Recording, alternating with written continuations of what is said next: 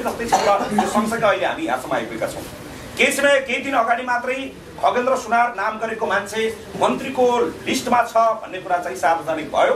तपाईले जस्तै मैले पनि यो मेरै अनुहार जसरी फोटोहरू सामाजिक सञ्जाल र पत्रिकामा छापिएको थियो, तपाईले जस्तै मैले पनि पत्र पत्रिका मार्फत वा सामाजिक सञ्जाल मार्फत वा विभिन्न माध्यमहरू मार्फत खगेन्द्र सुनार नाम गरेको पात्र मन्त्रीको लिस्टमा छन् भन्ने कुरा तपाईले जस्तै मैले पनि मिडियाबाट थाहा पाएँ। पहिला मैले के थाहा पाएँ, खगेन्द्र सुनार मन्त्रीको लिस्टमा छन्।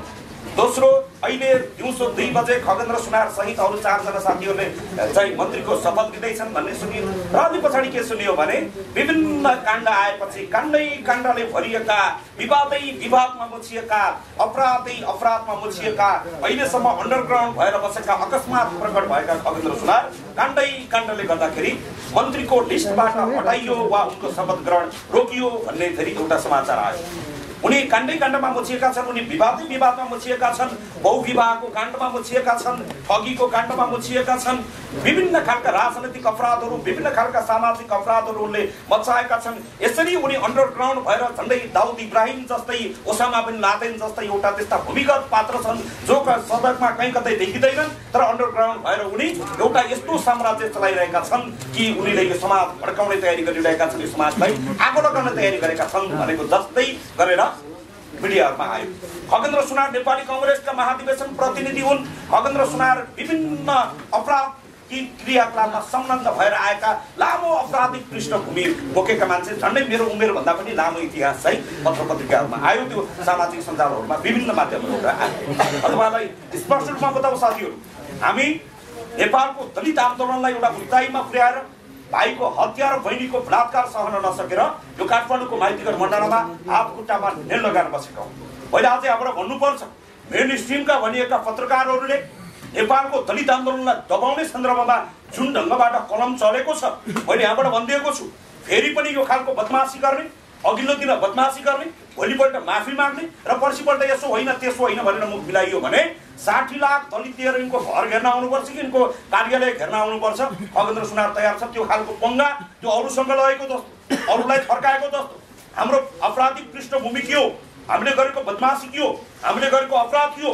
अघिल्लो दिन समाचार लेख्ने, जाजरकोटमा सारा गाउँले उर्लिएर आएर नवराज विक सहित 6 जना युवाहरूको सामूहिक हत्या भयो।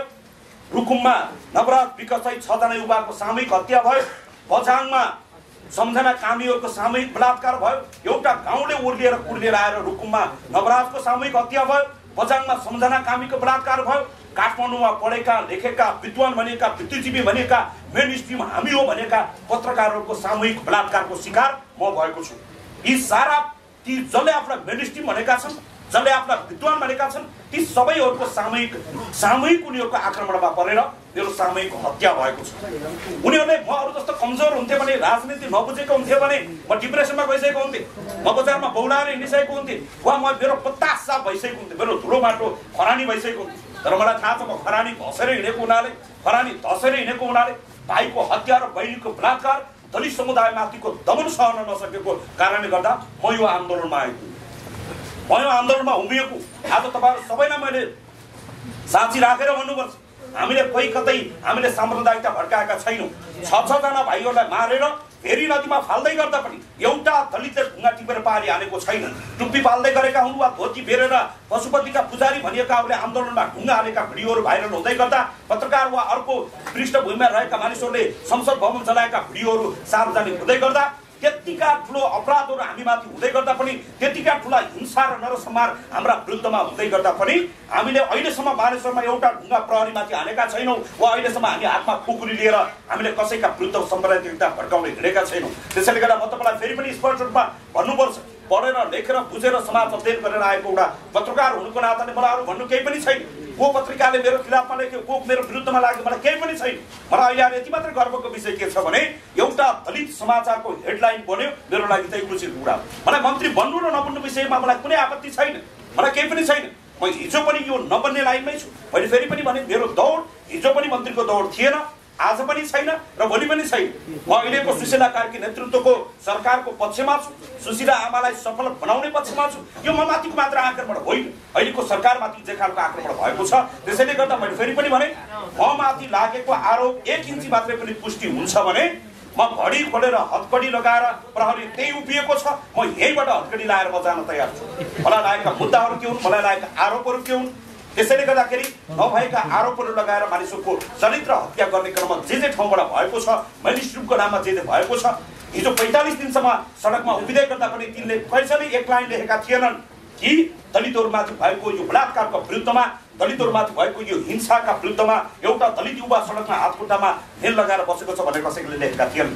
45 दिनसम्म हातखुट्टामा नेल लगाएर बसेको एउटा दैनिकको छातीकोटको कुनाबाट आएको एउटा दलितको छोरो अहिले भनेको एउटा सरकारमा मन्त्रीको लाइनमा छ भनेर लेख्दा के जान्थ्यो?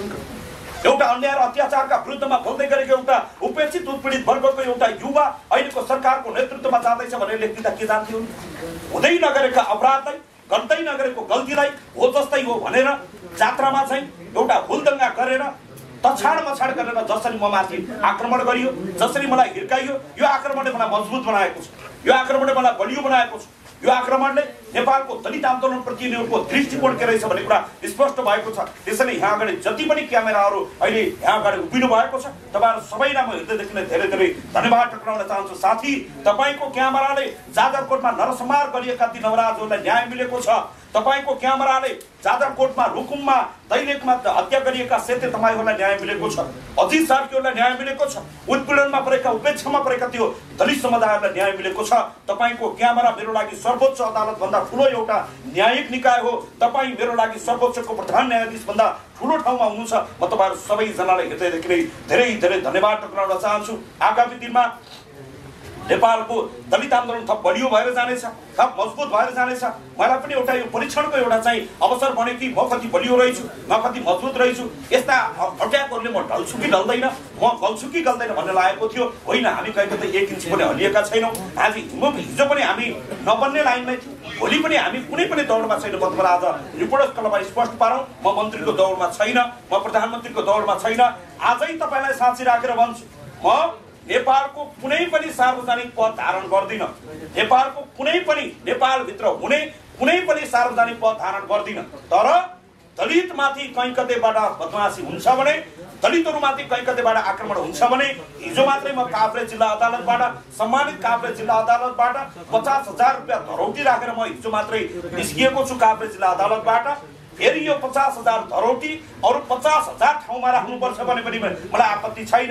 कतिवटा मुद्दा छन्, मुद्दा भनिएको छ, मुद्दा हजार होइन हजारौं मुद्दा लागुन्। तर दलितमाथिको आक्रमण, दलितमाथिको अन्याय, दलितमाथिको उत्पीडन, दलित समुदायमाथिको बलात्कार हामीलाई स्वीकार्य छैन। भने फेरि पनि भने मेन स्ट्रिमको नाममा काठमाडौँमा बसेर उपेक्षामा, उत्पीडनमा परेका दलित समुदायलाई दबाउने सन्दर्भमा कलम चल्यो भने मैले कहाँ आएर घेर्नुपर्ने हो? 60 लाख दलितमाथिको आक्रमण, खगेन्द्र सुनारमाथिको आक्रमण होइन। नेपालको दलित आन्दोलनमाथि एउटा तल गाउँमा बसेका नबुझेको मान्छेले दलित मार्ने, माथि काठमाडौँमा बसेर बुझेको कलम चलाएर बसेको पत्रकारले दलितको आन्दोलनलाई मार्ने प्रयास हुन्छ भने म सकिन तयार छु, म खरानी बन्न तयार छु, मलाई केही पनि भन्नु छैन। तर दलितमाथिको आक्रमण कहीँ कतैबाट स्वीकार्य हुँदैन। मैले फेरि पनि भनेको छु, त्यो मेन स्ट्रिमका साथीहरू आज जति सम्पादक भएर बस्नु भएको छ, नियमित पत्रकारितामा भएको खगेन्द्र सुनार पनि त्यो सम्पादक बन्ने हैसियत राख्छ। एउटा आन्दोलनको कमान्डर हुनुको नाताले, एउटा आन्दोलनको अगुवा हुनुको नाताले, एउटा समाजको प्रवक्ता हुनुको नाताले जे ढङ्गबाट नबुझेको जस्तो गरेर, नजानेको जस्तो गरेर जसरी आक्रमण भएको छु, म यसको त्यसको नाम लिँदैन। जसले लेख्नु भएको छ उहाँहरू सबैले माफी माग्नु भएको मैले देखिरहेको छु। तर यो खालको बदमासी कसैमाथि पनि हुनुहुँदैन। मैले फेरि पनि भने, तर मैले कहीँ कतै अपराध गरेको ठहरिन्छ भने, मैले कहीँ कतै बदमासी गरेको ठहरिन्छ भने हतकडी लगाएर कहाँ कुन कटघरामा उभिनु पर्ने हो, म त्यो जवाफ दिन म तयार छु। मैले गरेको बदमासी म दलित आन्दोलनसँग लगेर जोड्दैन। मैले गरेको अपराधमा मैले के भोग्नुपर्ने हो, कति तिर्नुपर्ने, कति छिर्नुपर्ने हो, म तयार भएर आएको छु। मैले तपाईँलाई स्पष्ट पारेर त्यसपछि तपाईँको प्रश्न लिन्छु। म लामो समय बोल्दिनँ, 2 मिनटमा मैले तपाईँलाई भन्नुपर्ने कुरा के हो भने, एउटा म मन्त्री बन्ने कुरा मलाई पनि थाहा छैन, म मन्त्रीको लाइनमा पनि छैन। यदि त्यो नाममा आएको, पत्र पत्रिकामा आएको, सामाजिक सञ्जालमा आएको फोटो मैसँग मिल्छ भने म त्यो मन्त्रीको लाइनमा छैन, मैले स्पष्ट पारेँ। दोस्रो, भोलिको दिनमा पनि म मन्त्रीको लाइनमा छैन। तेस्रो, अहिले म माथि जति पनि आरोपहरू लागेका छन्, केही आरोपहरू आफै उहाँहरू खण्डन गरेर जानुभएको छ। केही आरोपहरूको सन्दर्भमा, अन्य मुद्दा मामिलाको सन्दर्भमा म माथि कहीँ एरेस्ट वारेन्ट जारी छ भने, म माथि कहीँ मुद्दा परेको छ भने, म माथि कहीँ केही बदमास, मैले कहीँ कतै केही अपराध र बदमास गरेको छु भने म कुन कठघारामा उभिनु पर्ने हो, म तयार भएर आएको छु। तर त्यो कठघारामा उभिनुभन्दा पहिला तपाईँको क्यामेराको कठघारामा उभिएर तपाईँको प्रश्नको फेस गर्छु भनेर म तपाईँको बिचमा आएको छु। मेरो कुरा मोटामोटी सकियो। साथीहरूको प्रश्न छ भने छोटकरीमा केही एक एकजना साथीहरूको प्रश्न नदोहोरिने गरी तपाईँको कुनै प्रश्न भए म तपाईँको प्रश्न लिन्छु। हस्, यहाँ सबैजनालाई धेरै धेरै धन्यवाद।